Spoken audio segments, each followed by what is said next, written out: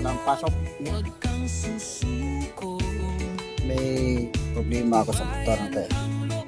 Ito. Pagpaanda rin ko. Ito, kaya ng ganun. Ano kaya yung problema nito?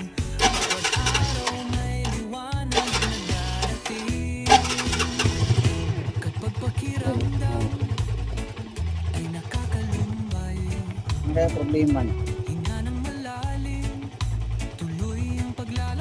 Tapos yung gauge ng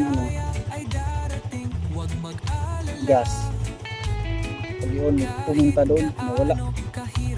Pag yun, wawalik hanggang dito. Ayaw natin. Bumaba siya. Kung i-on mo yung susi, mawala.